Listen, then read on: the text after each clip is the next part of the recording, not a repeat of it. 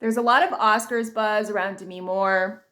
We are thick in the midst of the great Demi Moore revival, and I'm all for it because I'm a 90s kid and grew up watching her fantastic films.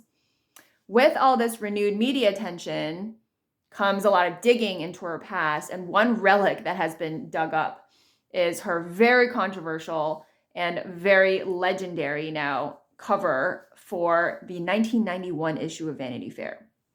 What's the big deal? What's going on there? Let's look at some pics. Well, first of all, she was the first woman to ever appear pregnant on the cover of a major news outlet, and she double whammied it. She was pregnant and naked. These days, no big deal. Celebrities appear pregnant and naked on their social media, on the covers of major magazines, etc., all the time. But at the time, this just tore across the country like nobody's business. So here we have the gloriously pregnant Demi Moore coming off. This is 91, so she had just filmed Ghost, which came out in 1990. If you haven't seen that film, do yourself a favor because what a cult classic. She was brilliant in it. Her and Patrick Swayze. This is the original photograph without all the lettering. It's taken by the equally legendary photographer Annie Leibovitz. Annie Leibovitz actually started her career photographing for Rolling Stone, and she did that very infamous cover of Yoko Ono and John Lennon because everybody loves to hate, obviously, and also hated that photograph. She then went on to photograph just for everything, including lots of Vogue, lots of Vanity Fair. Given how legendary that Demi Moore cover became, she also then would photograph among many other celebrities like Rihanna, pregnant for her Vogue cover. Maybe Vogue's a little bit more conservative because there was more exposure in the photo shoot itself.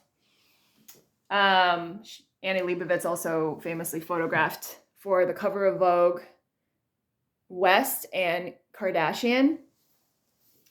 So it's, again, these days it's pretty run-of-the-mill to see Cardi B pregnant on the cover of Rolling Stone or Beyonce pregnant and naked on her social media when she announced the pregnancy of her twins. But wow, I mean, in 91, it was absolutely earth-shattering for the press. And I was rereading that Vanity Fair, well, I was reading for the first time since I was a kid, the 91 Vanity Fair article about Demi Moore, and I did not realize how much hate she got in the 90s. Why? Because she was a pretty green actress in the 80s still when she filmed St. Elmo's Fire, another cult classic.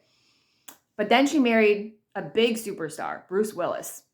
And then everybody thought that because she married Bruce, that's why she landed the role for Ghost and her other things. No, Demi has always been an incredible actress. But that was what the press was all about. And hence leading all the way up to the Golden Globes, her acceptance award, where she was like, yeah, people dismiss me as a popcorn actress.